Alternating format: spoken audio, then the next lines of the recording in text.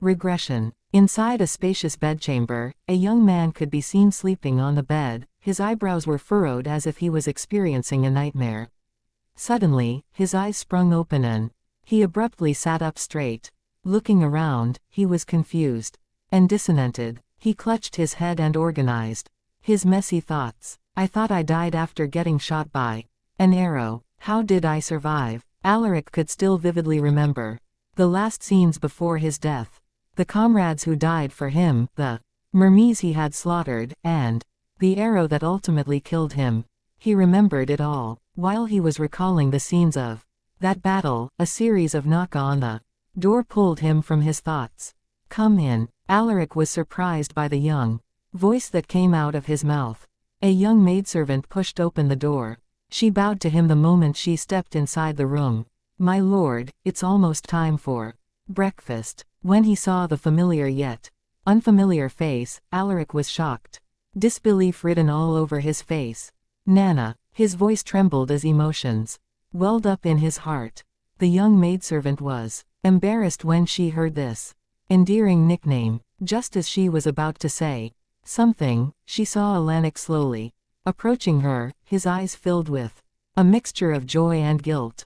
It really you? You're alive. Alaric's voice choked as he stared at the young girl. She was Elena. She has been with him since her parents sold her to his family. She was only 6 years old at that time, while he was 10. At first, he didn't like being around with her. He felt that she was a nuisance, but Elena's sincere and innocent heart moved him. He didn't treat her like a servant.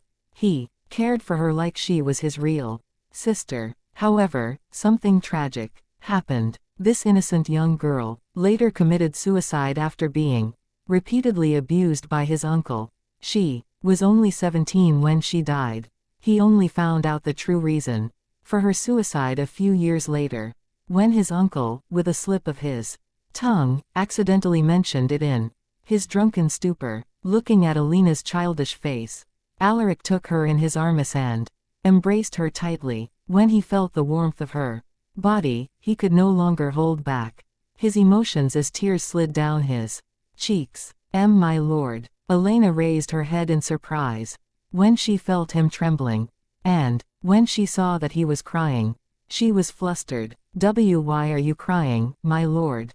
Hearing her worried voice, Alaric smiled as he gently stroked the back of her head. I'm just happy to see you again. I missed you so much, Nana. He could still remember the days when he cried every time he visited her tomb. The remorse and the regret from his past life made him even more emotional. Elena was embarrassed and shyly lowered her head.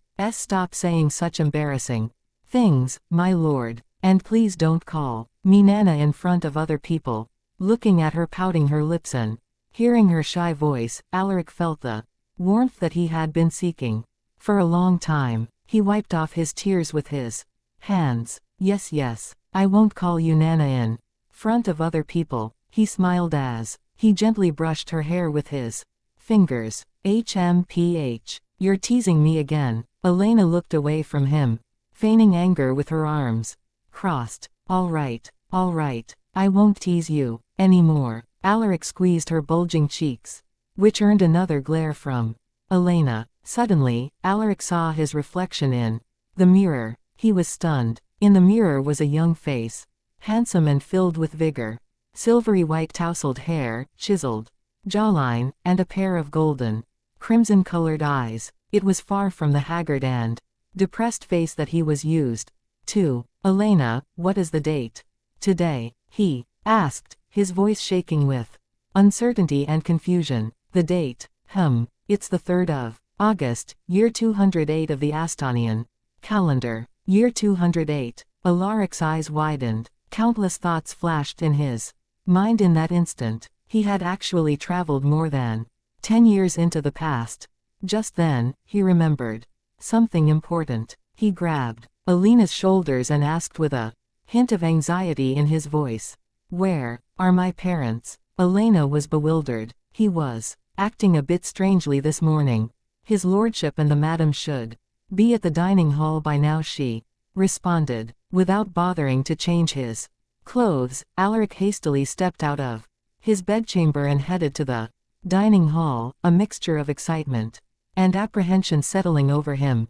"My lord, wait for me," Elena called out, but he didn't stop. The servants in the hallway were surprised to see him running in his nightwear, but Alaric ignored them and headed straight to the dining hall. As soon as he got there, he saw a middle-aged man with a gaunt face, with broad shoulders and visible battle scars on his arms. He looked incredibly intimidating. This man was none other than Baron Lucas Silversword, the current head of House Silversword. The Baron was known as the Shield of the North because of his commitment to defending the northern border of Astonia. His strong martial power also solidified his position as one of the greatest warriors in the empire. However, 5 years later, in the year 213 of the Astonian calendar, the mighty Baron would die and leave the world full of regrets. Upon his death, House Silversword fell into the hands of his uncle, and Alaric's mother died a year later due to her grief. Sitting beside the Baron was a woman who looked to be in her late 20s. Her long black hair fell over her shoulders and she had a pair of obsidian eyes that radiated with gentleness. She carned herself with grace and she had this unique charm of a mature woman. This woman was Alaric's mother, Maria Keller. Maria Keller was the daughter of a rich merchant. Just like her merchant father, she was also skilled in business management. It was because of her efforts that the impoverished House Silversword was able to accumulate a decent amount of wealth in recent years.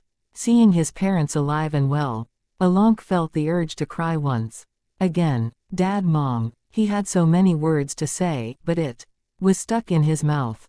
"What are you standing there for?